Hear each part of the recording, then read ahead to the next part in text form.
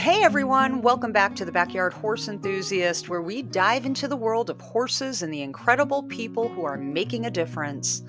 Today, I am thrilled to introduce you to a true pioneer in holistic equine wellness, April Love, the founder of Holistic Horseworks, LLC. April has spent decades developing revolutionary healing techniques that empower horse owners to take their horse's health into their own hands. Through her IICT approved methodologies, she's helping equestrians around the world address the root causes of pain and imbalance, keeping horses happy, healthy, and rideable well into their 30s while saving thousands of dollars in vet bills. In this interview, April is going to share her expertise on equine musculoskeletal unwinding, craniosacral unwinding, advanced applied kinesiology, and more. If you've ever wondered how you can help your horse feel better, move better, and live longer, this is an interview you won't want to miss. But before we dive in, I'd love for you to take a quick moment to hit that subscribe button. Give this video a like and leave a comment below. If you find this conversation helpful, we'd really appreciate it because your support helps me to continue bringing you expert equine content, and I'd love to hear your thoughts. Now let's jump in and learn from April Love how you can become your horse's best healer. Let's go.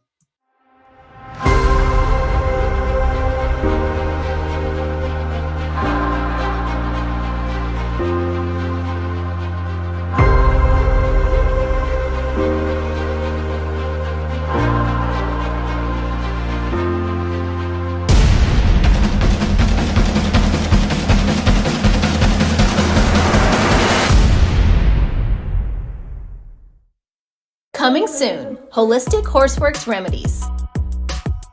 Take the guesswork out of your horse's health. What would you do if your horse is limping, colicking, tripping, spooking? Created for horse owners who want to troubleshoot, learn, and take action right from your pocket to your fingertips. This app is designed for the horse person on the go who needs answers fast. Figure out what is really going on with your horse. Find natural remedies that work.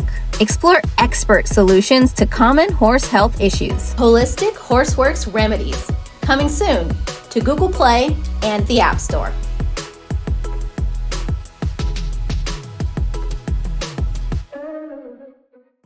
Hey, April, welcome to the Backyard Horse Enthusiast. We are so honored to have you here today to share your holistic horse care approach with the rest of the world here, as you've been doing. So we're really excited. Thank you.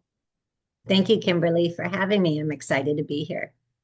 And with that being said, I'm going to go ahead and dive right into the questions that I have for you, April. And I'm going to start with your approach to equine wellness. It's incredibly unique. What led you down the path of discovering and releasing deep skeletal and muscular issues in horses? Where did that begin for you? So ever since I was little, I've always had the passion about horses. Every school I went to, read every horse book. I was lucky that my grandma gave me lessons in horseback riding when I was in 5th and 6th grade. I just lived and breathed horses. But that's a childhood thing. And I was always bareback, without saddles, watching horse movies. And then you kind of grow out of that. Like when I was 17, they had horses for us to ride on the weekends up in Santa Rosa. We drive from San Francisco up there. And there was only 3 horses and you wanted to go ride. Otherwise, grandma and grandpa gave you chores. So it didn't matter if the horse was limping or coughing or only had 3 shoes. The grandkids wanted to leave, or you got to go do weed whacking and chores. And so it's kind of I'm so sorry for those horses. They would see us run. They would come up with 50 pounds of carrots and 50 pounds of sweet feed, just want to ride the heck out of them all weekend and then go. So no wonder why they ran away, right? And got back into it in my 30s. I had my midlife crisis early when I blew out my shoulders, and the doctor saying, stay home like this. And that horse passion was just coming up again. And, you know, that wax on like Karate Kid and wax off, those were the exercises I was supposed to do for my shoulders. So I went and contacted a place. Can I come groom horses for free just to get around them again? I was just missing that in my 30s. Women come back to it, and did everything wrong, saddles, bridles, everything, and was introduced to one of my healers, Dr. Regan Golub, who started working on the horse. And I was doing 50-mile endurance riding at the time, and then team penning with my little Arab mare in the winter. And I was just happy doing 8.5, 9-hour 50s out in the desert with my horse. And he started working on my horse, and I was doing 50 miles in 4.5 to 5 hours. So I was like, well, that's much nicer to get done by, you know, noon when it gets hot. And my horse just had really good vet scores. So then I wanted to learn how to do this, taking his courses and other courses. And when you're doing 50-mile endurance rides, you have to trot for the vet to see how your horse is at the beginning and at every vet check and at the end. And very frustrating when you get pulled for grade 1 or grade 2 lameness and the vets couldn't tell you where it is. Well, for $500, I can nerve block it and tell you what it's not. I'm like, well, that doesn't work for me. You're telling me to give my horse Butte, go home, give it a week off, and hope it gets better. And then you go to the next endurance ride and you get pulled at mile 25 again, and you're sitting there with your horse for 3 hours waiting for the horse trailer ride home. And just watching all the horses trotting out for the vet going grade 1 lame, grade 2 lame. Where is it starting? What's causing all this? So I just started taking all the bodywork courses because I was paying someone else to fix my horse once a month. And I was asking, how did my horse get this way? What is my homework? So I don't have to pay you to come back, And of course, I don't want to tell you. And they had all these big words and see you next month. Thank you for $500 for 4 horses. And so I was like, I need to learn this because I want to be able to keep my horse going. So I just kept taking a course and taking another course. And Regan's course was like $2,000 in Washington. And Maureen Rogers' cranial course was $1,000 each time down in Santa Cruz. So all that travel is involved and staying somewhere else and working on horses. And then my little white gelding, he was a Kentucky horse. He had so much heart. And I just wanted to make him better and ride him because I liked his mind. He just had such a great mind. He'd whinny at me. It was just so much fun to ride. And in each course I took, I was like, well, but you're missing this. So in cranial sacral, they don't get into the body work, and the atlas and axis is out of alignment. So you don't even have any energy coming through the dural tube to the hind end. So why would you be working on the head when the body's crooked? Or the body workers that work on the body and they don't even pick up the hoof to see that the frog's off center or the hoof's out of shape. So no program was looking at the whole horse, the emotions, the acupressure, the skeletal, the cranial. So I was like, okay, I guess I get to take another course. $19,000 later, I would just bring it all back to Tiki and see what he liked in what order.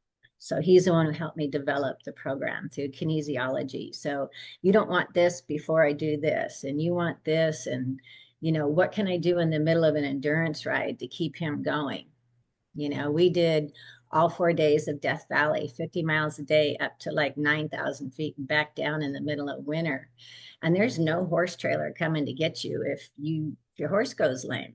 And they took your rig and moved it to the next camp. So you better be able to make it to the next camp. Yeah. So it was just learning all those little things and doing them more often, where people would just do body work like before the ride and a couple of days after the ride instead of during the ride. If you had a human that was they have the 100-mile Tevis race in Auburn, California, and the month before they have a human one.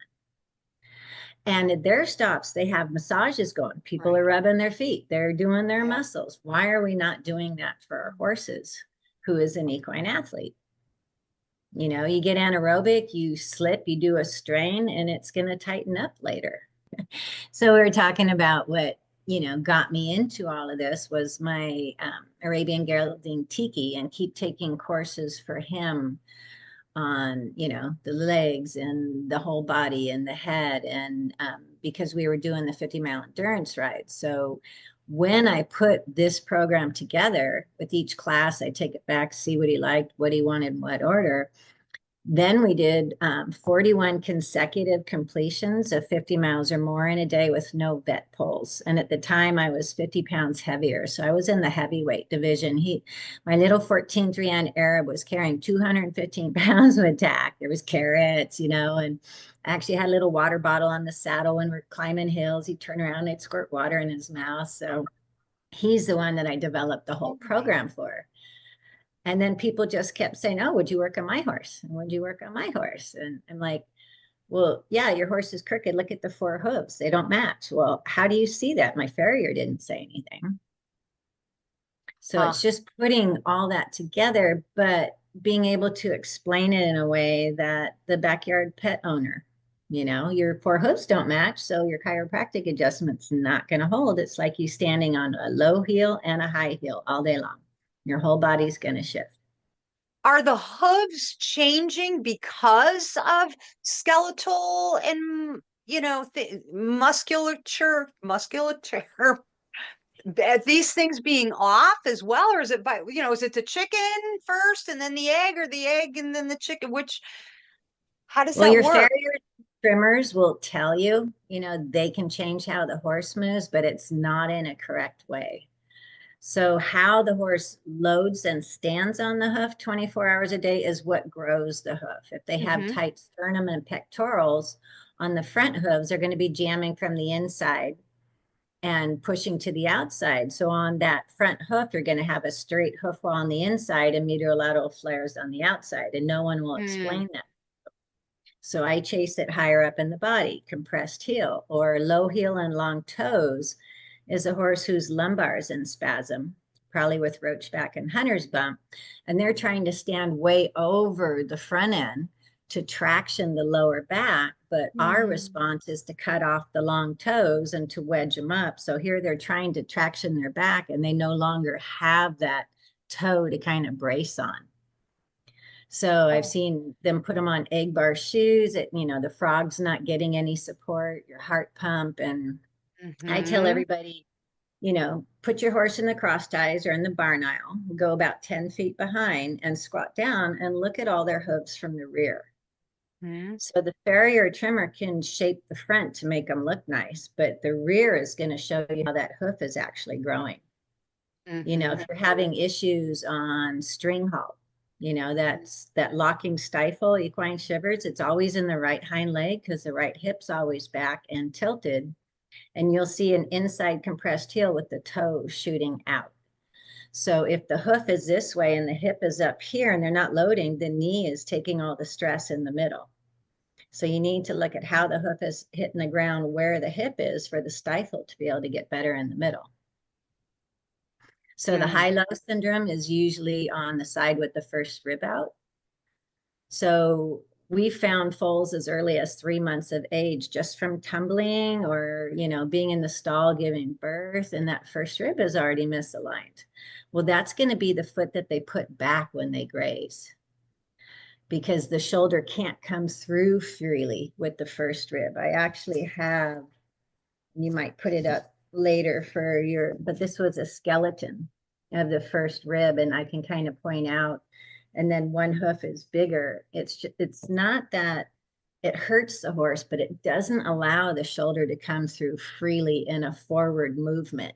Sure. So that foal will always have that leg back and the other one forward. And in that position with his head down, he's compressing the left front heel and the right heel is back without pressure on it. So that's going to be your high hoof. And the one always going forward is going to be your low hoof. So until you change how that foal eats off the ground, you're not going to change the high-low syndrome. Oh my gosh. One of my best clients who's done Tevis and top 10 and everything in endurance rides, she'd gotten a horse for a pretty good price, really good endurance bloodlines because he had high-low syndrome. So they sold him. And then he's top 10ing and getting best condition awards. And they're like, hey, that's a really good horse. Oh, that's the one we sold to you. Where's the high-low? No, April worked on him. Both feet are the same now. So all these things, you know, kissing spine is just muscles pulling bones too close together. And people say, oh, I don't want to breed that horse because it has kissing spine. But that's just both first ribs are misaligned, neither shoulder can move. So the muscles are pulling the bones too close together. It's not genetic deficient that you don't want to breed that mare. Mm-hmm. Makes sense. Oh my gosh. Oh, and the fact that these foals at such a young age are, I almost feel like they're misunderstood, you know, oh my gosh. Absolutely. I've been called out to work on foals. The lady, they were all handled nicely. She sent the mares with the foals to be bred at this breeding farm, and they all came back terrible messes because they probably tied them up or locked them off when they took the mare to do live cover, and you couldn't get your hands on them. They were spinning and kicking at you. So we're out there for 3 hours. I actually have a video on how to work on foals, how my program's different on babies. And the next day she's like, oh my God, they just come up and put their head in the halter again. And they're so happy to work with people instead of fighting and doing all these things. And one of the worst tragedies we're doing right now is the knotted rope halters on horses with the natural horsemanship. Mm-hmm. So 25 years ago, when we were young doing horses, the flat web halter, the little cheap snap, when the horse spooked or pulled back, something broke and less damage was done to the horse. So now they put them on the patient's poles, and that's cliff climbing rope. And it slides up and it catches on the back of the occiput. I have a little skeleton here. So when the horse is pulling back, it slides up, it catches there, and it shoves the occiput down into the head because the horse is in this fight or flight when they're pulling. And it does a lot of cranial. So we're having more uveitis, autoimmune, Cushing, because the pituitary is all stressed, and the hypothalamus, which is under the brain, which has just been smushed. So if you look back, we have more Cushing, more all of that when everybody kind of switched over to the knotted rope halters. So I'm not an advocate of those. It's a great training tool. They do the knots because, you know, here's all the nerves coming out on each side, and the knots are supposed to sit on that. So you're actually sitting knots on cranial nerves, which isn't very good either to control the horse. So yeah, my level 3 is all about, we actually manually move the bones and cranial decompression and bring it back up. And we've gotten a lot of horses off the autoimmune and the Cushing medications just by kind of monitoring a little bit better with cranial and bodywork. Okay, you've really piqued my interest because my 21-year-old gelding last year was diagnosed. We did the 2 tests. We did the non-fasting, and then when it came back that it was early, then we did the fasting, and he's got early stage Cushing's. And I always have felt, even with having massage therapy, chiropractic work on him, PEMF, like all these things done, I've always felt like there's just something still about going on, like with his pole and his, I don't know, I can't explain it, but it's a gut feeling. And now he's on Presend, and I'm like, I am not an advocate of just treat with stuff. You know what I mean? I really like the more holistic. His diet is forage based with, you know, he gets the sprout pellets and the Saint Foin pellets and constant access and slow feed hay nets, you know, around the paddock and that, and he's out 24/7. But I'm like, it kills me to have him on this Presend, because I really feel like things like that end up creating other stuff down the line, right? And that there has to be a more holistic way to treat this, and oh my gosh, April, what am I going to do? He's got to come to a level 3 class. So if you're having autoimmune issues and Cushing on your horse, you miss some early signs of a little bit of thin hoof and crumbly hoof walls, because that's the liver being stressed. And after winter, there's some long hairs that just don't kind of shade out as fast as all the other ones. And up in the mane, getting a little bit thicker and crustier because they're storing the toxins up in there. So everybody's kind of missing this. Your horse is just getting older, is what they're thinking. But if you Google Cushing, tumor on the pituitary, and where is all of this in the hypothalamus, it's right under their brain. So when that organ is right there and they pulled back so hard, these, when you evaluate your horse and you put your hand straight up their forehead, you should feel two bones up here like two goat horns that want to grow out of the skin. They should be quite prominent. Okay. And with the horse, if you put the horse's head like this, you won't feel it. So the horse's head has to be down and then they actually come up. You'll feel one side lower and maybe shifted forward. The other thing you'll see is these are the up down two muscles here. They're getting bigger because your TMJ joint is compressed and the horse can't chew sideways. So when a horse sits down to pull in fight or flight struggle and they can't get away in the new knotted rope halters, you'll see them usually hang to one side. So before they'd pull back, something gave. Less damage was done to the horse. That thin rope slides up and it really stresses a nuchal ligament attachment to the back of the occiput, and it shoves this down into their head. They'll be reactive. But the other thing is, if they're not chewing sideways and they're chewing up and down, you're getting the hooks and waves that needs the dental floating. So that's shortening their eating ears. You know, the heat and friction. I always tell people, try and find an equine dentist that does individual teeth, not just the big long file. Right. When you look at their teeth, this is round. But you know, some typical vets will just get in there with that big flat file. So they're taking the teeth down short and then leaving the front and back ones longer. And that doesn't fit the jawbone of the horse. Sure. So then you're going to have digestion issues because they can't masticate the food. Right. And then you'll also see when you look at your horse like this, even on this skull that I bought off of eBay, which is a plaster mold, you know, you can see that like one cheekbone is lower. And if you look up at the eyes a little bit lower. So they actually did an impression in a mold on a crooked-headed horse. So if you put your hand out in front of your horse, like you're giving them a treat, you know, so their head's down in your hand, look at their eyes, look at their cheekbone, and look at their nostril. You'll see one side's dropped.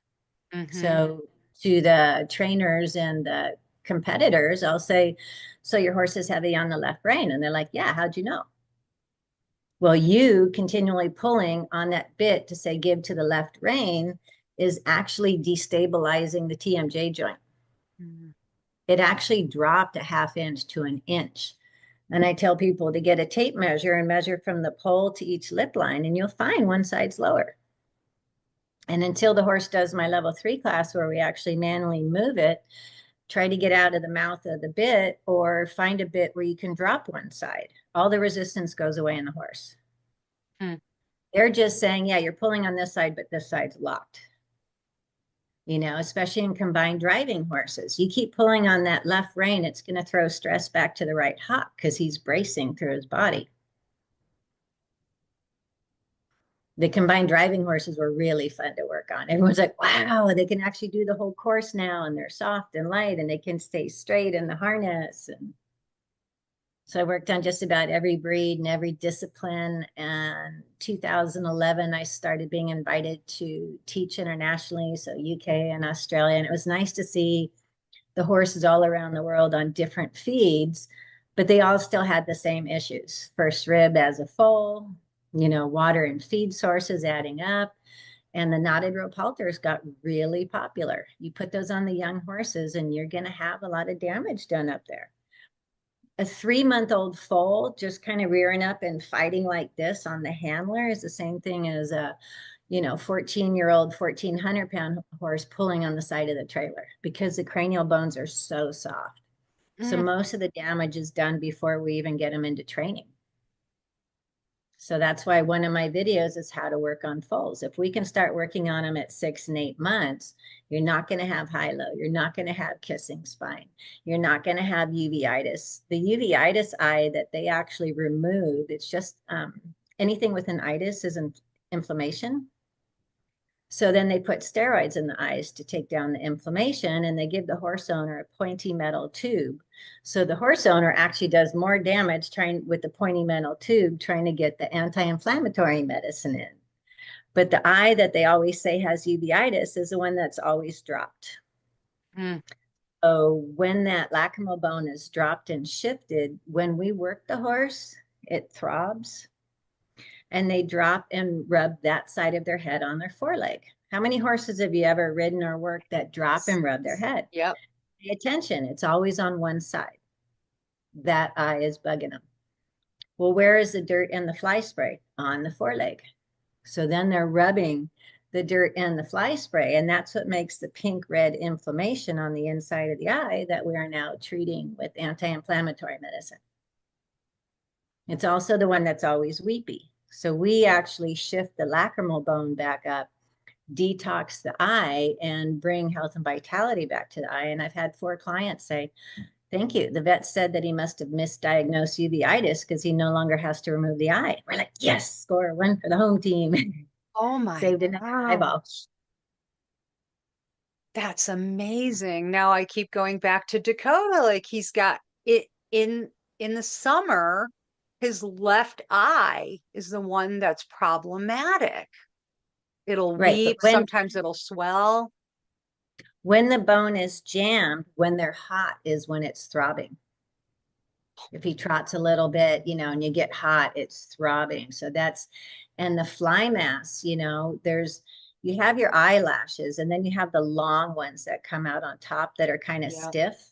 Yeah. You have to trim those if you're going to put on fly mask, because what happens is inside the fly mask, that long hair is coming back and poking them in the eye. And how many fly masks have you bought where they have a hole over the eye? They've been banging that eye all day long because their own lashes is bugging them, and they make a hole, and then you're like, okay, I got to buy another one. So I like the equivisors because they're kind of sewn with stiff, Yeah. so that the horse can't push it in. Equivisors came out mainly for like horses with surgery, but they have fly masks that can't be pulled off. I had 2 geldings, and he would always pull the fly mask off the other horse. So I had to have 7 fly masks so that once a week I'd walk the 2-acre pasture, picking them all up, washing them, putting them back on. There's And once I always got the one. equivisor, once I got the equivisor, it stayed on. And I've the older seen high, them. yeah.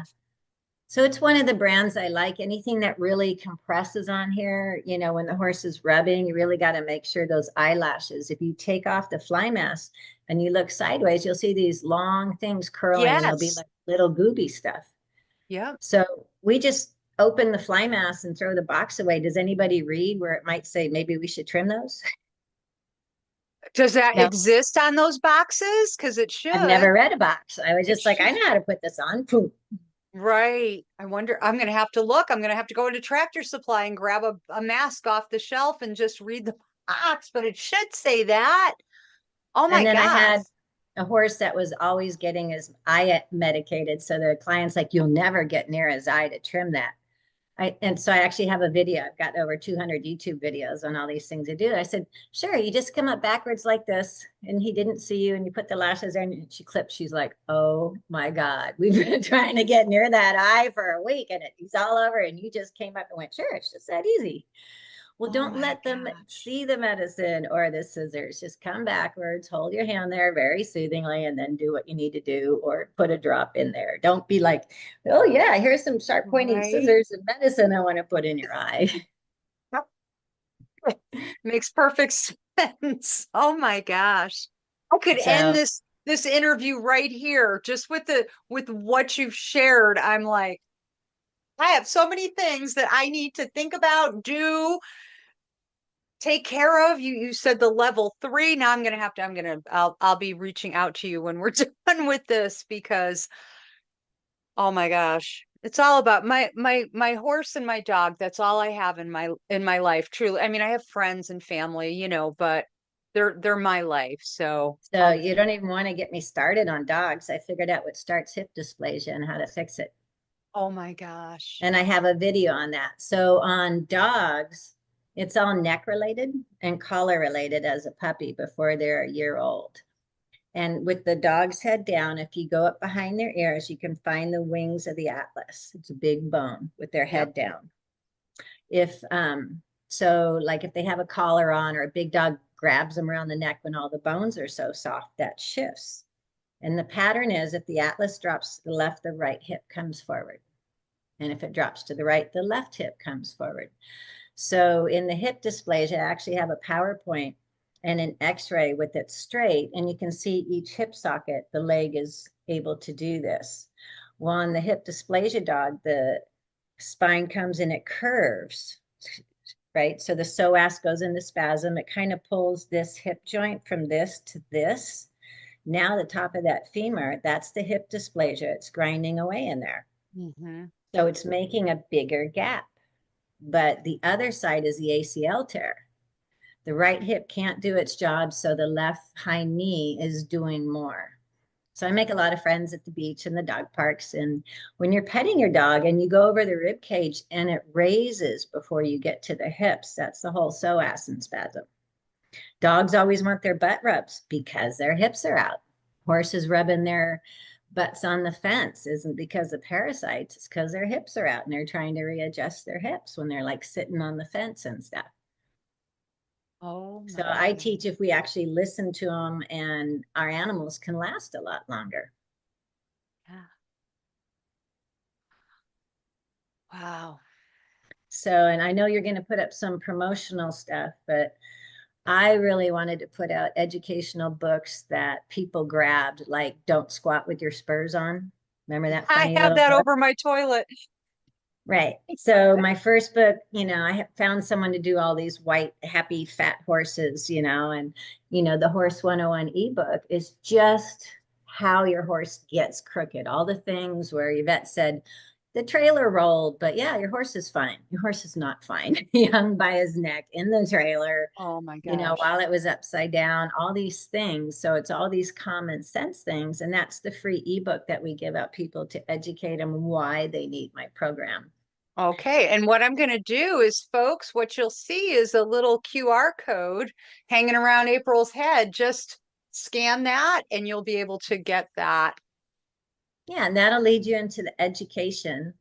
And then everyone's like, so what do you do? So my second book, isn't he just so cute?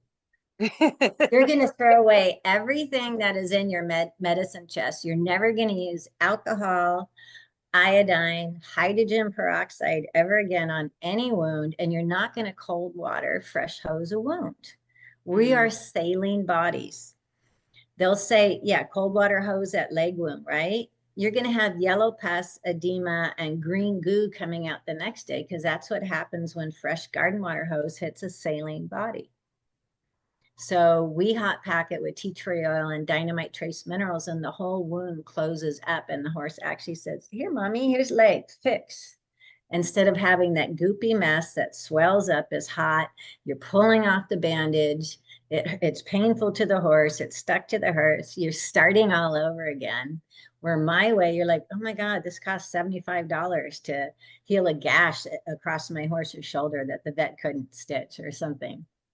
So I'm all about easier, better ways for the body, for the cells to heal, and how to prevent colic and, all these other things, and, to shoe or not to shoe. I actually have a hoof soak that you want to do if you want to transition to barefoot. You can't take that shod horse and put them right down on the ground and expect them to still walk. When they're sore, that frog is the heart pump. Every time this comes down, it signals take toxins out of the legs, but to grow. So you take shoes off a horse and they stand there all day because they're in so much pain. And you're like, well, there's nothing to trim or work on 4 weeks later because they're not stimulating that heart pump. So I have a hoof soak recipe that we use to get rid of white line, toughen up sole on those like crumbly hoof wall, thin sole thoroughbreds and some other horses. But we do that for 3 days before we pull the shoes off, and that sole and frog is ready to hit the ground, and they can just walk out sound. Wow. So there's all these things, if we just knew a little bit more, would make our budget, our pocketbook, our vetting, our time more efficient than buying all this gauzy bandages that sticks to a wound, or having to go put on comfort boots so your horse can get from the hay trough to the water trough when you really need them to be moving 3 or 4 miles a day to stimulate the hoof growth. Oh, I'm so excited to dive into everything. You work with a lot of horses that have mysterious lameness or behavioral issues that are not easily diagnosed. What are some of the most common underlying problems that you uncover that traditional methods likely will miss? So torn suspensory or tendon, what does Oh, a vet tell you to do? well, Ice with it, stall mhm. them. Do they tell you to put them on MSM or arnica or anything that speeds healing? No. You better be taking them off grain, because if you have to hand walk that horse that's been locked in a stall who's rearing and jumping sideways, how is that helping that leg heal? But also, he didn't look into why was that leg loading so much that the suspensory or tendon has a strain or a tear. They don't even look at the other front. So if it's in the right front, what's not working well in the left front or the left rear that's throwing extra strain to the right front? If you don't find those causes and work it out, after all the stall rest and the wrapping and the red lights and whatever you've done, when you're bringing them back to work, it's just going to tear again, because you didn't address why it tore in the first place. I mean, if the horse comes in and the shoe's ripped off and it's hanging on the fence and you know how it happened, that's different. But if all of a sudden your horse is off, you ultrasound and it's there, it's been building up. So I actually have a video on how to palpate the suspensories and the tendons. Being a 50-mile endurance rider, you always had to check that, especially if you're doing 50 miles, 3, 4, 5 days in a row. You better know how to check those legs. That's like, is your wheel loose on your car? You better know how to tighten the lug nuts, right? If you're going to drive, from California to LA, you're like, well, how's my tires? How's my whatever? Do I need an oil change? Right. Is anything bald? So nobody's looking at all of that. When I do a first session on a horse, I use a product called Dynamite Release, and I put it on my hand. I put it all over their head, and it will lather and heat will come out where the cranial bones are compressed. And I do the kidney 27 point, the conception and governing meridian to open that up, but I do all inside the hind legs. And if the right hind leg is super tight on the inside of the gaskin or the hock compared to the left, I've got to go see what's going on in the left front. So the people that are treating horses, the veterinarians and stuff, don't usually don't know about the diagonal. My horse doesn't want to take right diagonal, or what's going on. They don't realize we're sitting on the weakest part of the horse, the suspension bridge. And if the left front can't move well, they're going to throw shift, to the right hind till that gets sore, and then they're going to throw stress to the right front. So by the time you see a horse bobbing its head at the trot, it's like 3-legged lame. So my new clients, I spend extra time. I show them how to do the suspensories and tendons, especially on barrel racers. We worked on a bunch of barrel racing horses yesterday, and they expect me to check the legs. How's your horse doing? He's doing really good. I can't find any soreness. I have a 5-step horse yoga, that I have my clients do. And they do it before and after every event. Okay. If you have a glitch in that yoga, you have a problem you need to work out. If there's leg circles down to a stretch and drunken horse pose, and if the right goes really well and the left slams down, you're not ready to ride that horse, because that tight left front is going to throw back to the right rear. The kissing spine that you get is either in the withers or the lumbar. I've had people say, my horse was diagnosed with kissing spine disease. It's not a disease. It's not catchable. It's an issue. And if you look it up, the bones are too close together. Muscle pulls bones. So it's only in the withers or the lumbar. So the front end is too heavy or the hind end isn't working well. We just need to figure out what we need to do to release the muscles, and then the bones could start to come apart again. Everyone's always like, Just do you see anything wrong in my horse? And I'm like, it's like a Van Gogh painting. It looks like this to me. And I finally put that in the fourth book, what I see when I see a horse. what I see. And the lady who does the drawing, I actually had to say, can you drop this nostril and this cheekbone a little? So even on the picture that she drew for me, you could see that the horse's head's a little off. And Yeah. these are all on Amazon, and we just got them on Audible as well for people that can't read or just want to listen to it when they drive. I have the podcast. Like, here's that thing where I was talking about measuring the horse's head. Yep. So I can walk right up to a horse in a stall, look at the 4 feet and look at the head and tell the rider everything it can and can't do and what issues they're having. Just because those are all long standing. And when we do the program that I teach and the owner involves in the horse yoga, the farrier is like, oh my God, I can finally balance out these feet. And these are amazing hoof walls now. Where'd the white line separation go and all the fungal? And oh, we did this little hoof soak, that cost me $10. Oh my gosh. You're a lifesaver, truly. Trust So me, after this interview is done, I'll be going further with this because I just want my guy to be comfortable. We don't do much riding anymore. A lot of times we're out, we hike together, but it doesn't matter. I want him to be as comfortable in his elder years as possible and to have a happy life. And we're just two old farts having fun together. But I want him but to be that's happy. the majority of my clients are over 50 on a smartphone, don't want to be, and just want a good time with their horse. They had horses as a little girl and they got back into it, but they don't remember the horses as a little girl having all these issues and such high vet bills. And why is my horse like this? So for those people, I have a podcast page, and Okay.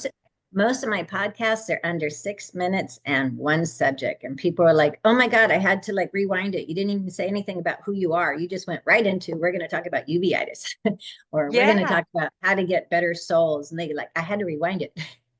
I will put a link as well, a QR code for that as well, folks, for our audience members. If you want to check these podcasts out, they are really cool because they are just to the point and you're not like, oh my gosh, I lost track of what she was saying. Like they're perfect, just perfect bites of great information. So just scan that QR code and it'll take you right out to April's podcast and you can check them out for yourself. You're going to get a lot of information, folks, as you're watching this interview and lots of links and QR codes popping up. Don't hesitate to get more information because let's face it, we need to do right by our equine friends.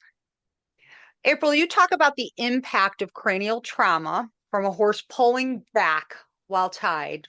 Always one of my, honestly, most of the time I don't put horses in cross ties. I feel like they're claustrophobic. I just don't feel like it's a comfortable place for them to be. That's just me. Can they cross tie? Yes, but I prefer that they know how to ground tie. And I always had really funny horses that just liked people. So they didn't care if it was the vet that was there or somebody doing massage or the farrier. They were just like, they would be happy to just hang out. So, because I just didn't want that to ever happen with it because it just can and it does. Can you explain how this trauma affects not only their behavior but also their metabolic and immune systems. But you went into that with the Right, but it's mainly so the young horse, when the cranial bones are so soft, is when the hmm damage is done. So I hmm was working for a client and he'd kind of round up the horse at 5, 6 months old, snub it to a post and let it figure it out. And I'm going, oh my God. The next time he had a baby, I had a little rope and we kind of taught it to give to the head. We did itchy scratchies.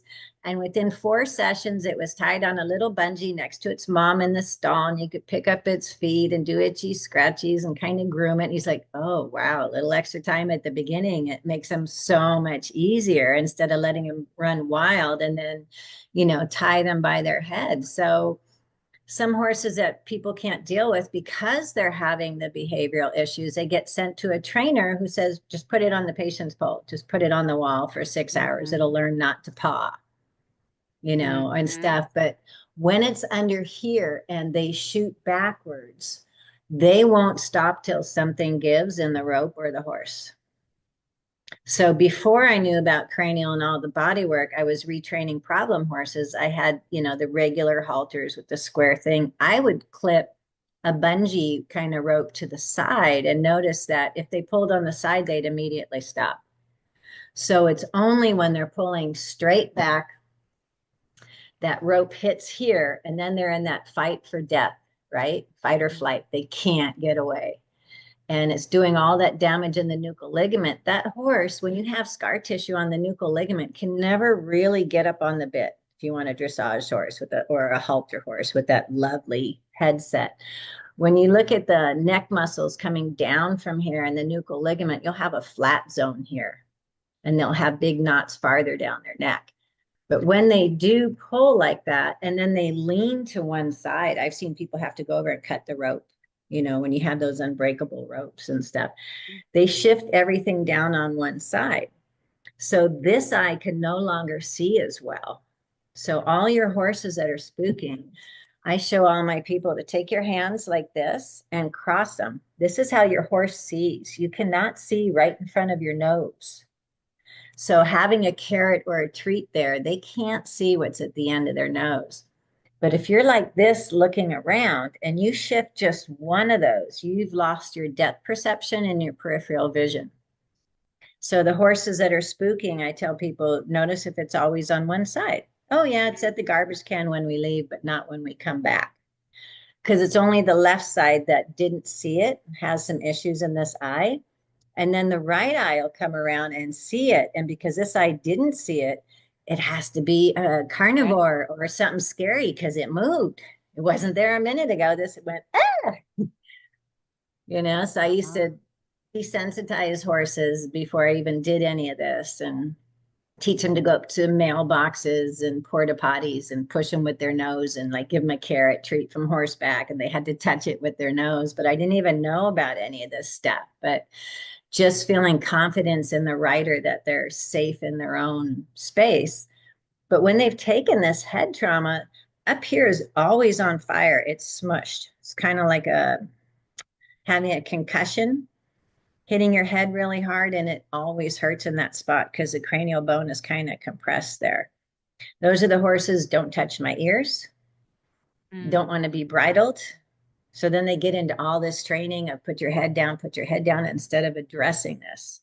I worked on one horse in London that they got from a feedlot, old thoroughbred. He's only about 10, rearing, and I had to spray the release in the air over him. By the time we finally got down, fixed his head, did all the body work. The owner came to pick him up 2 days later, and he's like, where's my horse? And here's this chestnut gelding with his head down, and the kid's like petting. They're like, that's your horse. That's not my horse. I brought you a fire-breathing dragon. He said, no, the kids are just petting his head. He's down here like this. That's your horse. Oh my God. And we got him sound too. So it was just, all the horses that are going to the rescues are just trapped in painful bodies, painful heads, and nobody's getting it. And they don't understand being sold. They work from the heart. They've given everything to that one person. They can't do the job anymore, and they get thrown away, usually pretty cheap or free. So then they get a pretty cheap saddle and bridle with the new person who doesn't know anything about saddle fit. And they're in more pain, and they don't understand being sold or given away and not being with their heart person. Yeah. So to me, that's what I'm trying to stop. And we have 8 instructors working for me globally. So we teach in 5 different languages. So there's no excuse not to learn my program.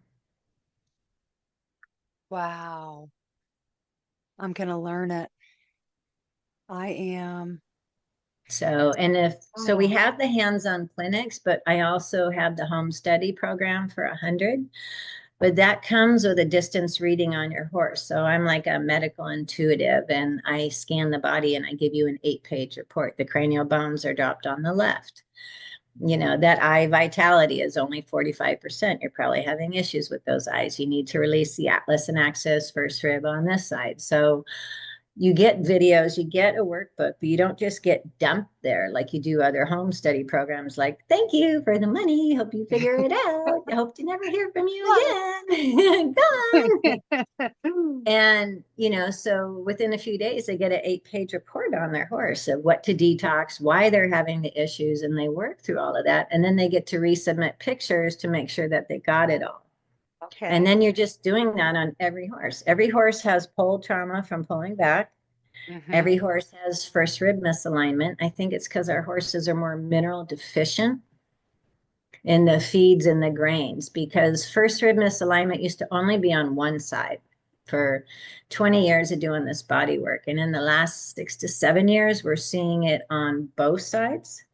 So neither shoulder can move, and that's why you're seeing more kissing spine. The first rib misalignment on both sides. Both shoulders have this, when you're trying to canter, it's like this thunk, because they can't. The rhomboid and trapezius muscles are trying to bring the scapula through. So, but it shortens the withers and the lumbar. And all you have to do, is free up the body and realign the first rib. And the reason it's in the home study program is because it can come out every week. Anytime they run through mud bog, gopher hole, and that leg goes down. Anytime the horse is leaning on a solid board fence to graze on the other side. Anytime the shoulder goes down, the first rib just kind of tweaks and the shoulder just can't move. So it's not that it hurts, it's just not moving as well. That's the horse that doesn't want to take right lead canter. And the trainer says, oh, it's just a weakness, make them do it more. Mm. So you keep doing it, right? So that right stifle and that inside left hock are going to compensate because the right shoulder can't pick up. So then you start to see the issues in the hind end. So it's not that the right shoulder hurts. It's not moving well, and the hind legs need to do more Mm-hmm. to pick up that right lead canter for you. Makes On sense. barrel horses, if the first rib is out under the right shoulder, they're going to do 2 barrels really good to the right, but they're not going to get their shoulder around to come barrel to the left. People go, that's Right. Because you do hear that with, well, I follow a couple professional barrel racers. Like my horse really does better going to the left or to the right. And, well, there's a reason for that. So not that they just picked it like, yeah, no, I really like going to the left. I just do. Wow. So here's Yeah. something else for you. On the other side of the planet, when you flush the water or the toilet, the water spins in the other direction. Hmm. Our foals are born predominantly left. It's which shoulder comes out of the womb first. In Australia, they're born predominantly right. So Stop. our racetracks go to the left and Australia racetracks go to the right.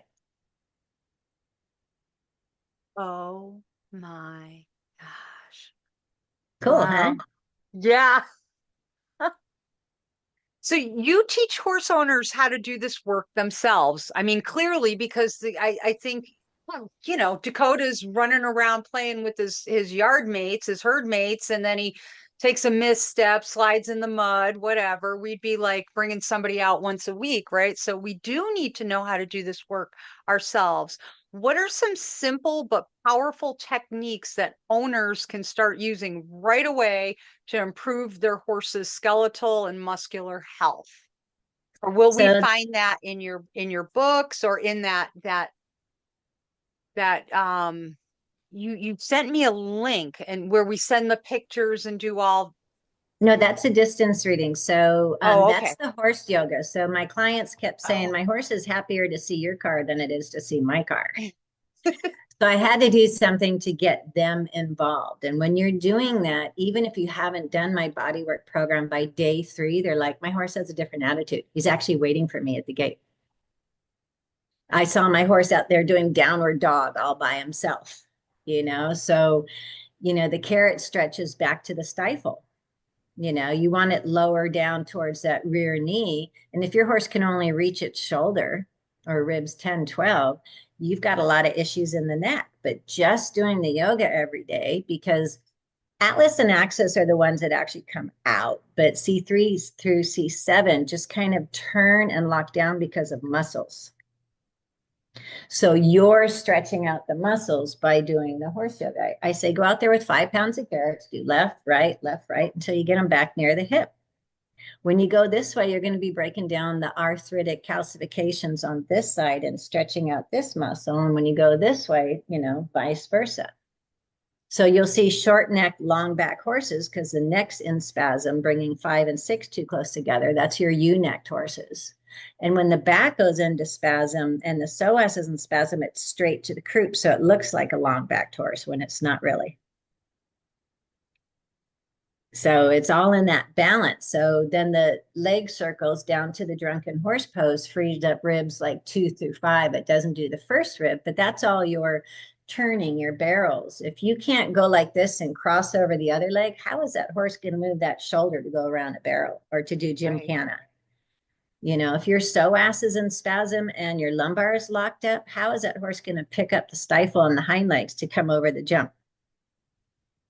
When you see the hind end of a horse and your hocks and your hooves are so close together, I'll see that on 4 and 5-year-old barrel and racers. And I'm like, are you injecting those hocks yet? And they're like, yeah, how'd you know? Because your hip, your hock, and your hoof are not in alignment. Your hips out here, your hocks in here, and your hoofs in here, and they're so tiny with an inside crushed heel. Why didn't my vet say anything about it? I don't know. Why don't you ask them? I've seen vets pass horses for $30,000 and $40,000 pre-purchase exams for a 100-mile endurance horse that are U-neck, roachback, hunter's bump, and have 4 hooves that don't match. I'm like, how can you pass that to be a 100-mile endurance horse? Oh, we just keep injecting the joints until they fuse. It's like, so you're making it so we can't feel the damage that he's doing to him. Right. But that doesn't stop the damage. It just continues, right? Right. He just can't feel it. Side bone and ring bone is the front feet not loading correctly, like you getting arthritic ankles. So when people say, how do we get rid of that? We do the apple cider vinegar in their feed, which works on arthritis from the inside. Then you have to change how the front end is loading to be correct. So the shoulder, the knee, and the hoof are in alignment because those horses are all base narrow. And that's not conformation. That's posture. And then we have something that we call a bomb sweat that you do once a week that breaks down those excess calcification, because the coffin bone and everything is dense bone, but the excess grows. The body sends calcium to heat to lock it down, grows like porous, like a coral reef. So you can break those down and the body reabsorbs it. People are like, wow, my horse has that back instead of thunk, thunk, thunk, thunk, thunk with like lock little, fetlock joints. Oh my gosh. I'll have like 14-year-old girls go, can you ask if my horse wants to jump? I says, it has arthritic knees, hocks, it has side bone and ring bone. And you want me to ask if it wants to launch into the air and land all that? Right. Oh, definitely. That sounds exciting and wonderful. I love pain. Oh my gosh. Oh, I said, why don't we get healthy hooves? Why don't we get rid of this arthritic calcifications and then ask if your horse wants to jump? right. Right. Oh. You have an extensive collection of free educational resources, thank you, including your YouTube channel, podcast, horse yoga. What is your goal in providing so much free content, which I think is amazing? And how do you hope that it will impact the equestrian world? I get emails daily that say, I stumbled across your YouTube video and you just explained everything that my horse is doing. And the vet left with a $500 bill and didn't.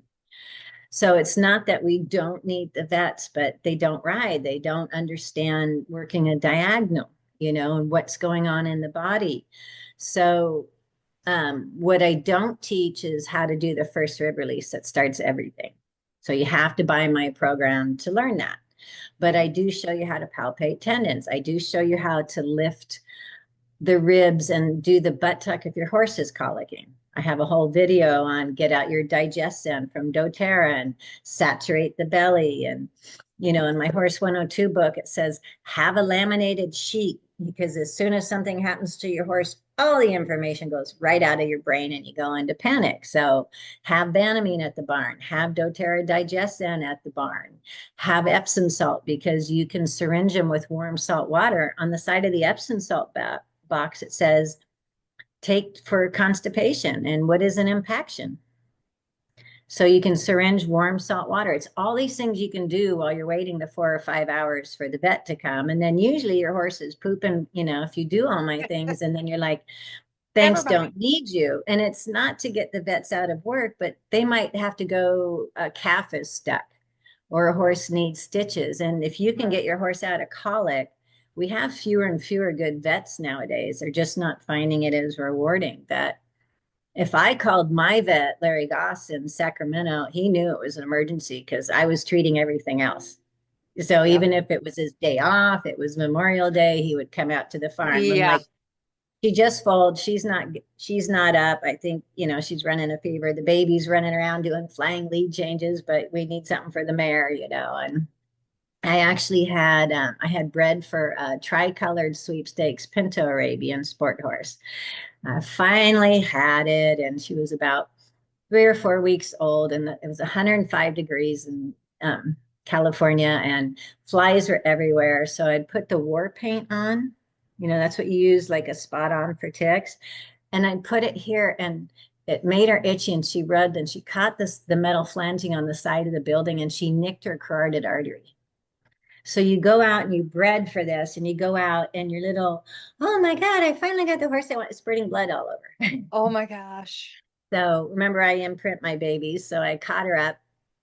The dynamite trace minerals that I put in wounds, I put it in a syringe and I just injected it in all areas of the wound. And I gave her some molasses electrolytes because it was every time she went up to nurse, she would open it. So I waited 3 hours for the vet to come because it was a holiday, of course, and my vet was off. And so he came and he's like, how is she still alive? I said, well, that stuff that I put in all the wounds, and when you geld them, I'm like, wait, because we put these drops in when they geld them, there's no drainage the next day. The worst thing you can do is cold water hose, like the vet says, the injection site, and you get all the pus and the drainage that attracts the flies. So as soon as he would geld my coats, I just put this right in the hole. Next day they're up and there's no drainage. So I had injected that in there. And then while he was trying to get his hands on her, she sprung through both guys like a gazelle, and she's all over my yard spurting blood again. And I'm like, ugh. So I caught my baby, and this trace minerals I use, I put it in a little syringe without the needle, and I inject it up there, and I get the bleeding to stop, and he gets to sedate her, and had to, like 5 IV bags of fluids and all this. And he actually had to stitch the carotid artery closed. It was so bad. And just that her body will make other pathways. She's so young. But he's like, how did you keep her alive? How did you keep her from bleeding out? Well, that stuff I use. Wow. Oh, I'm So going amazing. to love all your books. I'm So, going on I a do shopping spree when I'm done here.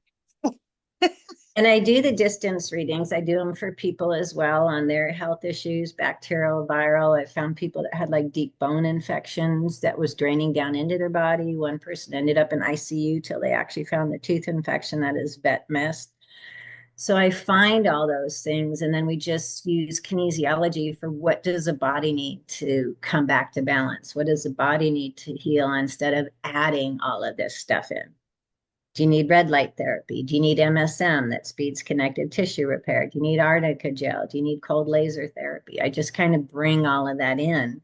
And what do you have at home? Because it's very expensive to have a horse. Well, I have these products at home. Great, go use these. Nice. And guess what? How it's all going to be so easily available to everybody. Tell us. For 4 years, I wanted to make a phone app. When you get to the barn and, oh my God, your horse is not doing good, and you go into panic, and it's, let's see. 8 o'clock at night. Yeah, when nobody's going to help you. Mm-hmm. Holistic Horsework Remedies. So we're just getting it finished in the Apple store.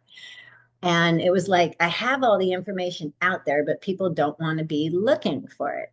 So you're going to log in. You can put your own horse's information in here, their shots and all that stuff. But if your horse is limping, it says, here's a video, check the hooves, check the frog. Here's how you palpate suspensories and tendons and everything else to look for. Your horse is colicking. What do you do? So we're hoping to get this out by March. It's been like a 9-month project, as you know. And it's in 5 different languages, all the languages that we teach in, French and German and Switzerland and stuff. So we're really excited about Holistic Horseworks Remedies. I'm excited as well. I will definitely get that app for sure. Will it be on Android too? So you'll have it Yeah, be in the Google Play Store? Google Wonderful. Play Store and Apple. So we're pre-recording this the last day of February. So hopefully, folks, you're looking at a link to go ahead and get that app and have everything at your fingertips in one place. That's exciting. I'm excited about that. I feel like that is so empowering as a horse friend. I hate to say owner, but uh, you're right. You do panic initially. It's like, I don't know what to do first. Call the vet and and to have everything just kind of boom, boom, bullet pointed. You got to look at this first and that, da da da da. And oh my gosh, I could have used you a couple weeks ago. Well, I'm always here, and I always tell people if you get this in paperback, make sure you put barn copy and your name on it because people will take it home. They're gonna walk off with it? I don't think so. My client, her horse was colicking at 11 o'clock at night, and she goes, the book was at home. I knew you were asleep and you'd have your phone off, and I have all the pictures and what, your horse might be colicking from and what to do. And so you should have it on that laminated sheet, colic, digestion and mouth and hair, butt tuck, belly lift. Those 2 things on the yoga lift large and small intestine because you have a blockage. Mm. It's not a mysterious colic. Something's been adding up. Your horse might be pissy at the trot if it's sand and uncomfortable at the canter if it's an enterolith or a stone, because that's when it comes up and it hits, in that repetitive pattern. And they're like, is that why my horse, when he's trotting, farts? Yes. They are not. We used to laugh at those horses, gas-powered horses. Mm-hmm. All of that's backing up until the intestines are moving and the gas can pass. So you need to start working on the apple cider vinegar and the sand. And when we do the yoga, when we filmed my first one, just all the butt tuck and belly lift and butt tuck and belly lift, that mare went in her stall and had this huge pile of poop. Just lifting their intestines gets old stagnant stuff moving. So I've had horses that got swept downstream in a river and caught up, in under wire branches. It was her drill team horse, the big 50-pound saddle, and she saw her mare dying, and she's yelling. She's in the river with it, and they get out, and they had to be helicoptered out the next day. But they're like, you can go home. No, April would say, do bladder sweeps and yoga. As soon as that trauma hits, you have to have something to realign the body and to calm all the meridian systems and the mind so that the stomach doesn't shut down and they don't go into shock and they don't go to colic. And the vets are like, wow, your mare's like so calm and she's just eating. And she'd say, oh yeah, April would say, do, bladder sweeps, yoga, realign that body, remember where it needs to be. So I want to be like your little first aid kit. Yeah. I mean, not to be, too much information here, but I'm kind of a gassy girl. I like sauerkraut. I love fermented foods and that and cruciferous things because it's good for me. But when I eat them and I'm out in public, really what I want to do is go home and literally like lift my back end up, right? It's like it's a lift to get that gas to move. And it's like it's instant relief. But if I can't do that and like, oh no, there's 2 more hours to this date, you know what I mean? I will be dying. Imagine what your horse is going through.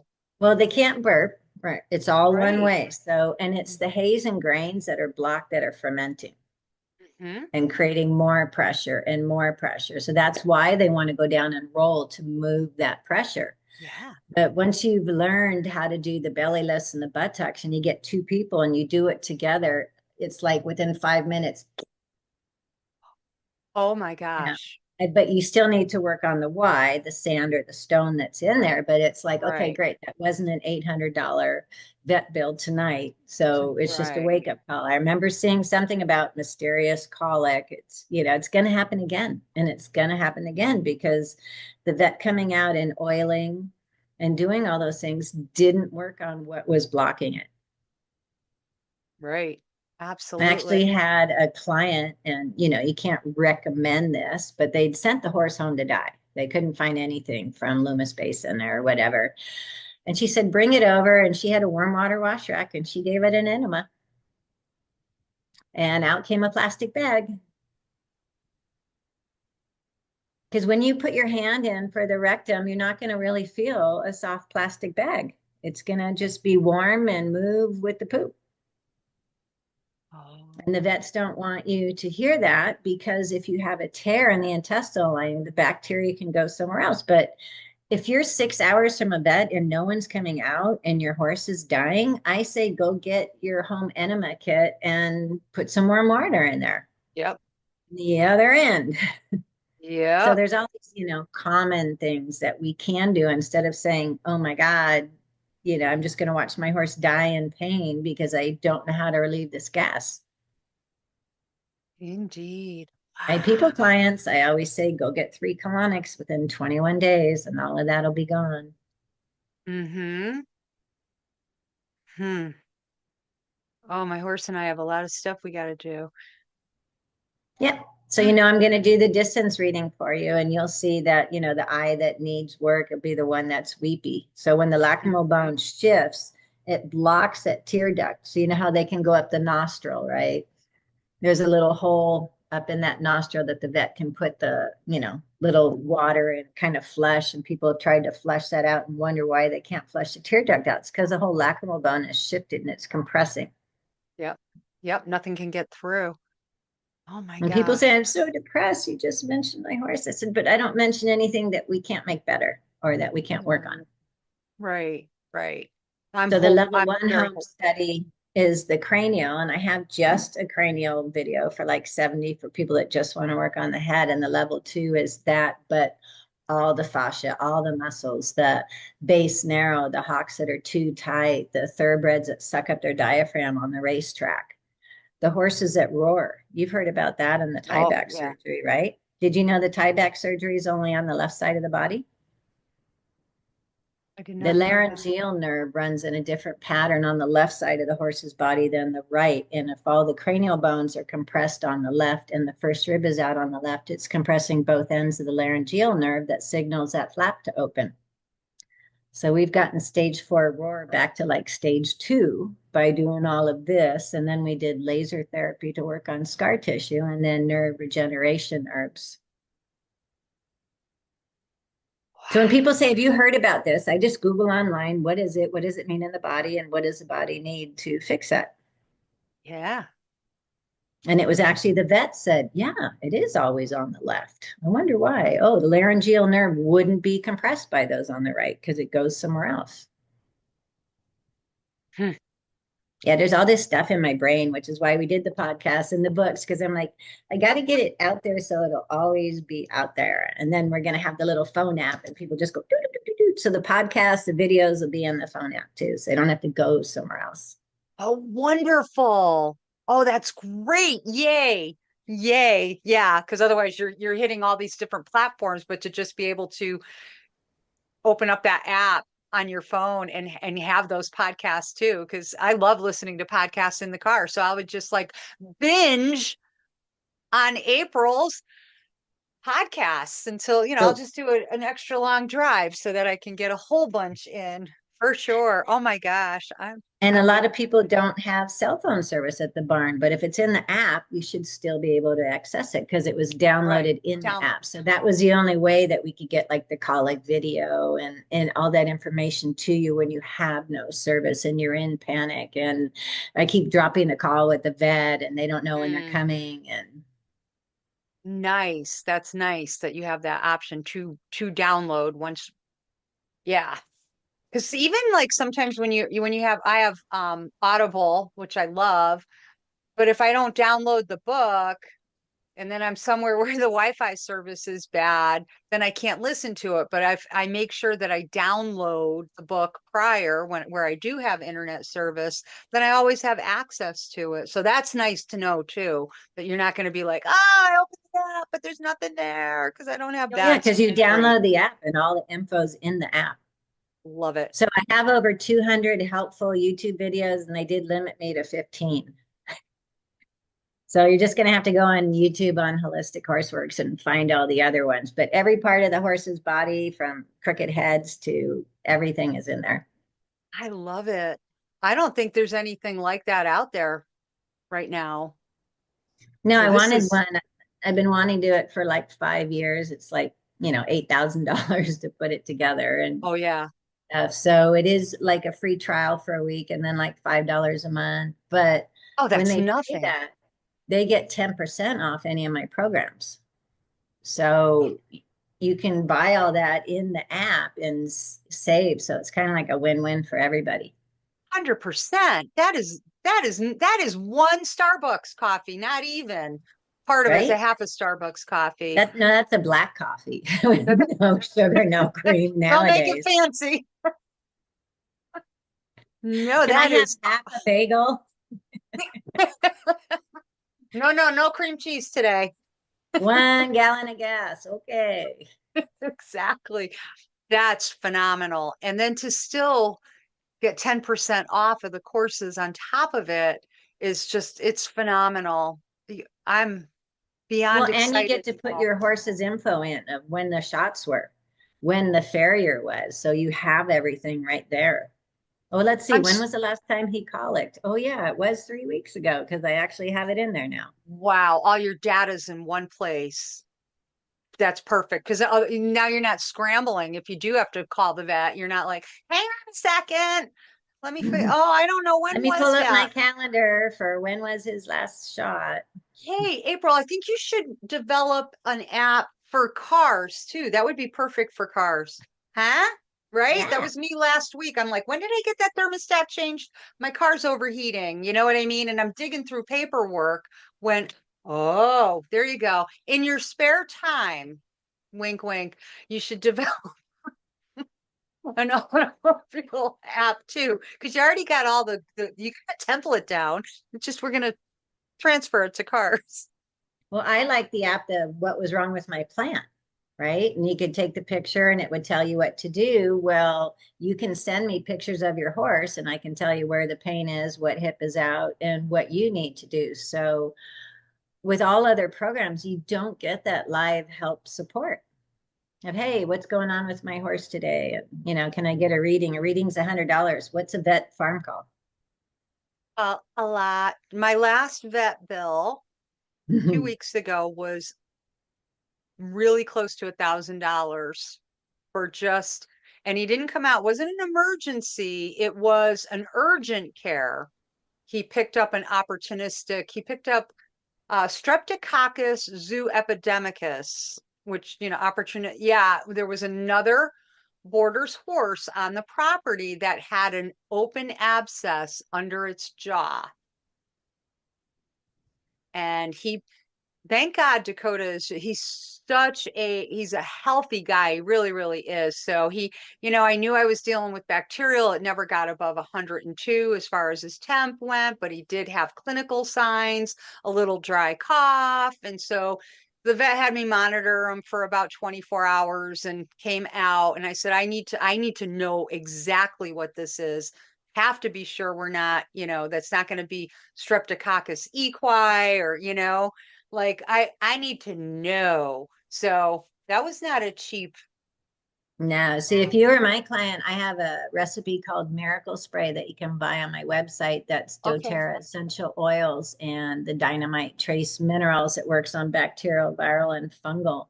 And they're all edible. So while it's actually for the sole of the hoof to kill the white line fungi and tighten your hoof wall and give you a thicker sole. So barefoot, you actually have the concavity of the hoof. Mm-hmm. It's the only thing we spray in wounds, and you can spray it right in their mouth anytime you think that they're a little bit off. So I get used to looking in the deep pupil of the horse's eye. When it starts to look a little bit dull, you can just top dress this on their feet or put it in their mouth. It tastes like peppermint and cinnamon, What is the and name they of that like it. again? And you sell this? Yeah, it's the recipe is on my website because shipping the liquid was just too much Okay. leakage and stuff, so that they can make it up at home. And I just call Okay. it my miracle spray. In Australia, they call it the bloody miracle spray. Just go get the bloody miracle spray. Because you can put it on wounds, you can put it in their mouth, and it just within 24 hours, it just boosts the whole immune system. And so if you know that there's a sick horse in the barn, you can be Mm-hmm. preventative by boosting their immune system, Mm-hmm. because everything they eat the same, they drink out of the same water trough. What can I do to boost my horse's immune system when I can't separate them from that horse's water trough? Right. What You know, what do you think about colloidal silver? Do you have any thoughts on that? it works great on mucous membranes. It's what we use for eye infections, but you have to put it in distilled water. You have to do it 2 or 3 times a day. You have to syringe a large dose to a horse, and you'll end up wearing half of it. So I just have some other products that work a little bit faster for antibacterial. So, but it is what we use in the horse's eyes, for infections. Sniff up people's nose to get rid of anything that's going on in your sinuses. That's When what I I get on use. airplanes, Mm-hmm. I have it in a little like saline nose spray bottle. I took off the cap and I put colloidal silver in. So before I go to the airport, I just put a drop in each eye and a sniff up each nose to coat the mucous membranes every 2 to 3 hours. And then I can just wash my hands with it when the seat belt and stuff. Because I live on Maui. We have a lot of tourists coming in, and I'm always, when people get off the plane, I'll see you in 3 days. Or did you do your colloidal silver? Because I now offering wellness stays at my house where people book with me to stay a week, and I start working with them before they actually come. And then I do 2 2-hour sessions, and I blend Healy microcurrent and the medical intuitive. So they actually start working on stuff before they come. And then I check like bones and feet and ankles and first ribs on people. So first rib on people is your tendonitis, your bursitis, your carpal tunnel syndrome, and your frozen shoulder. Mm. When the first rib is up, your collarbone can't move forward. So you're using your rhomboid and trapezius to pick up your neck. And you're like, my neck's like this now. I have a little short neck, just like my horse. I have a little short neck. Instead of your shoulders being out here and down. And then that impinges everything going down the arm, and you get the hands that go to sleep at night and stuff. So I work on all of that, and affirmations of what people say. Don't own a disease. Don't say, go get the Cushing horse, or don't say my cancer. I change Mm-hmm. people's language. Western medicine has this theory of what's going on in my body. And me, I know that it's a stem cell gone bad in an acidic environment to have cancer. So I'm going to make my body alkaline so that that can't thrive. So what do I need to do to be that environment? So that's what I help people with too. I love it. I am a true believer that the body can heal itself. I'm 61 years old. I take no prescription drugs, no medications. I live a very healthy lifestyle. Um, and I I'm going to agree be with you. 63. Yay! Oh, there's my number. That's the year I was born. And that was fate. The universe gives me these signals, and that number will come up in really unique ways. So thank you for that. I 63. was You look amazing, I woman. was born in 62 and 62 this year. I'm like, oh, 62, 62. Wow. Yeah. Oh my So, gosh. and when I met my health gurus, I had tendonitis, bursitis, carpal tunnel syndrome, sinusitis, chronic fatigue, and Lyme. This So is you? it's getting through all of these issues. Had both shoulders operated on before I learned about first rib in people, and our shoulders moving correctly. So I actually had to feel everything and experience it in my body before figuring out. And I tell people, you better be doing yoga, you better be doing some stretching, you better be doing some self-care. Absolutely. Yeah, our lifestyles are not conducive to good health, truly. But Everybody's like this on their little phone. oh my I'm like, bring your gosh. shoulders down, bring your phone up here, and keep your neck straight. You know, your computer screen, when you're down here like this, you're going to have neck and arm issues. Get your computer Hmm. screen level and get your arms up here like this, resting, you know, and be in this position when you're looking at your computer, because you and I are on the computer a lot. Absolutely. Spend a lot of time with that. But I make sure that I schedule a lot of physical. As soon as I'm done here, I won't even go into editing. I'll let this convert and compress. And I've got a hike out in the preserve with a friend with our dogs, and we're going to be out there for a couple hours. And that's just part of our routine. 20 years ago, I was diagnosed with the Epstein-Barr virus, chronic fatigue syndrome, all of that. What is it? It's whole body inflammation. What am I doing to create this environment? How do I clean it up? And And stop I eating nightshades, say that right? again. They told you to stop eating nightshades, potatoes, tomatoes, things that create inflammation, white flour, white sugar. Yeah, oh, yeah, sugar. Wow, no good, no good. I can tell you if I eat sugar, I will instantly feel it in the knuckles of my hands. My body tells me exactly like, nope, that was a no-no. And you knew it when it crossed your lips that you would feel it instantly. And now, I'm much more cautious and A I'm not moment going to on take the that lips chance. is not worth hours in the hands. Correct. Correct. That, I always look at it as my body does so much for me, and to continue to hit it with things that I know are poisoning it, that I know are not good for it, is not honoring and respecting it.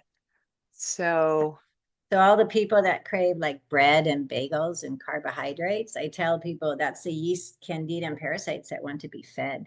And then hmm they go, ooh, but telling yourself you can't have it. oh, dude, Okay. So I only use doTERRA brand, and people have to kind of muscle test if it's okay. But I've had students take 4 or 5 drops of oregano for a couple of days, and they're like, my tummy's flatter. I don't have gas and I'm not craving bagels anymore. That was so much easier than telling myself I couldn't have the bagel. right. So I teach kind of the lazy man's way to better health, to not be craving those things, not be feeding these candida and parasites that actually have their own consciousness. And they're like, yes, I want that chocolate covered thing. Oh God, I thought Yes, about it all day. exactly. I can remember years ago where, it was hard to drive by. I won't say McDonald's because I was never a McDonald's fan, but drive by and grab something that was quick, where, experiencing good health helps you to make the right decisions because even Especially today, nowadays.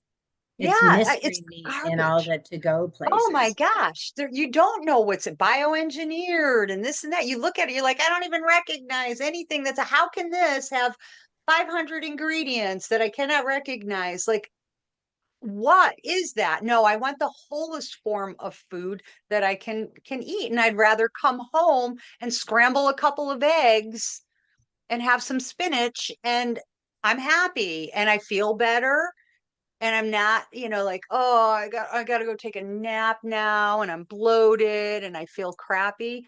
No, not at all. I won't do it. I just I won't. tell people in our 50s, you're learning that we should have taken better care of our bodies. And in your 60s, you're learning you should have flossed more.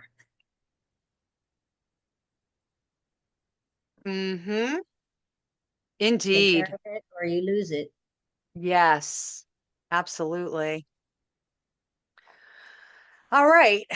So A I'm lot of looking at, information. there's so much. There's so much. We could go on for like hours, and I know you don't have it, and I don't either, but we could.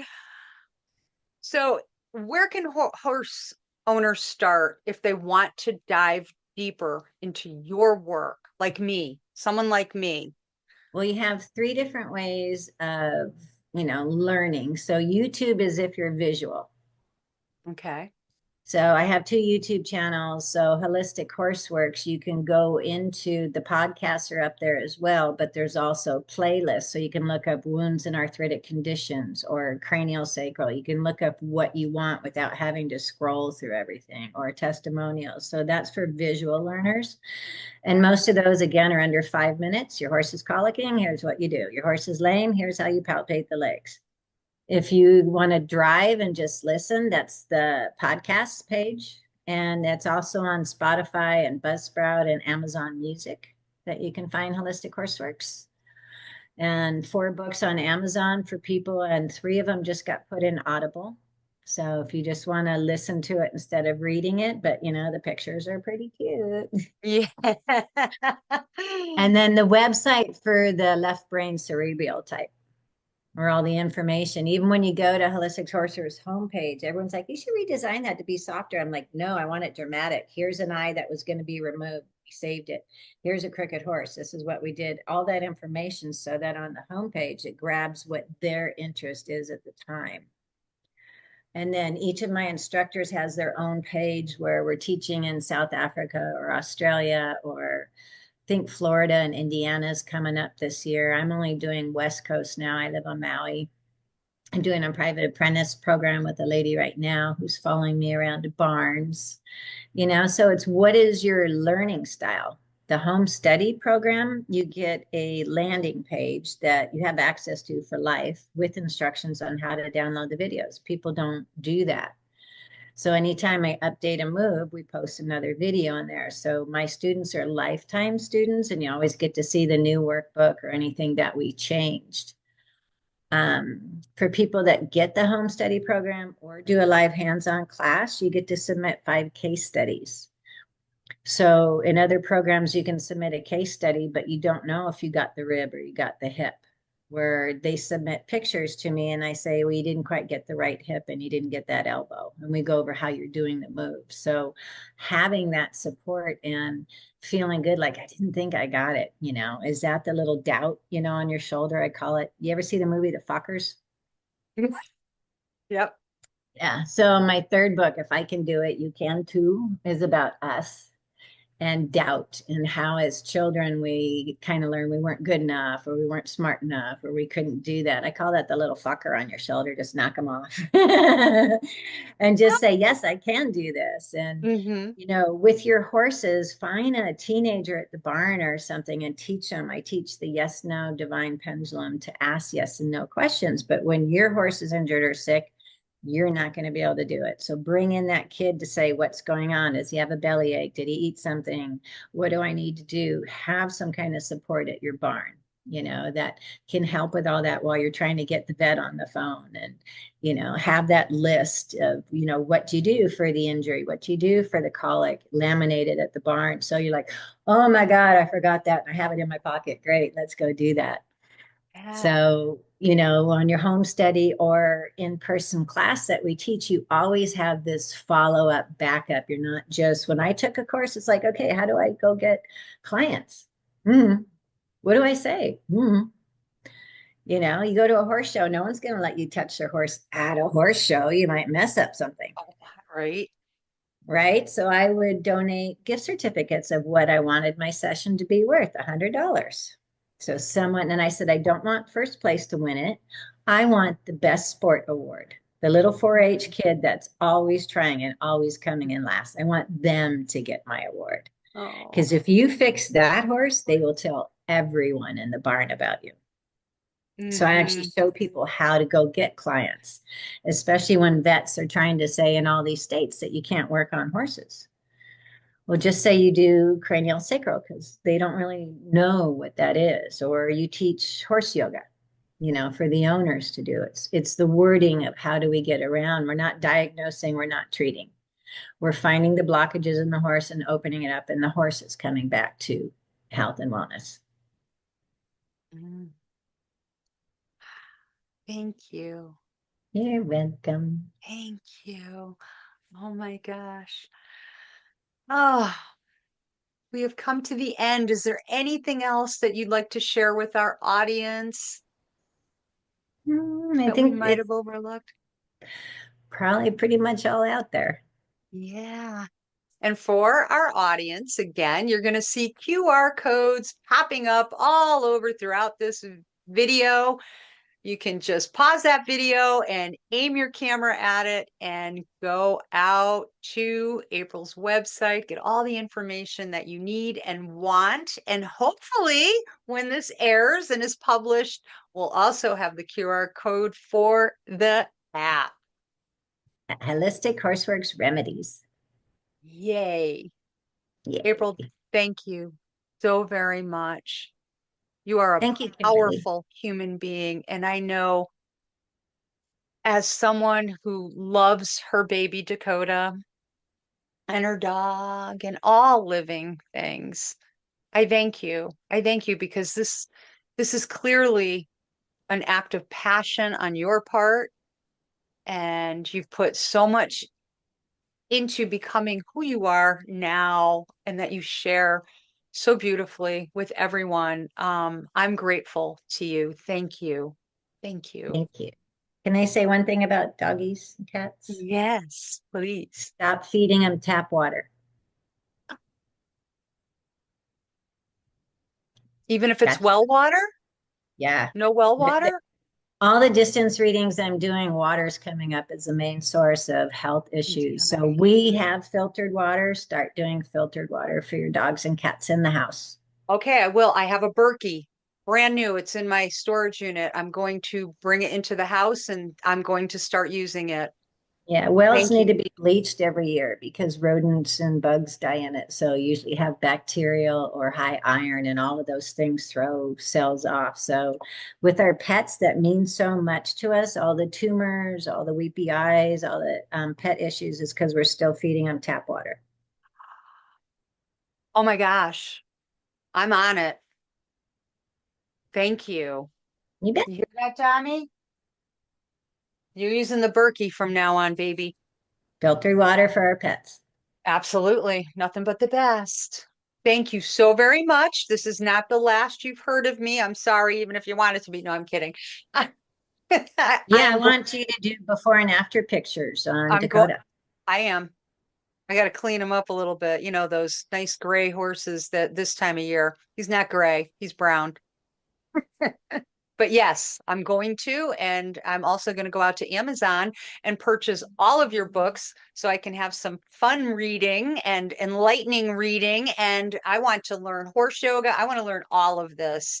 I truly do. So I can make his rest of his life absolutely the best possible. Thank you so much for being a guest on the Backyard Horse Enthusiast. Coming soon, Holistic Horseworks Remedies. Take the guesswork out of your horse's health.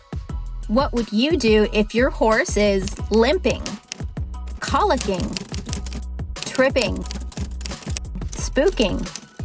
Created for horse owners who want to troubleshoot, learn, and take action right from your pocket to your fingertips. This app is designed for the horse person on the go who needs answers fast.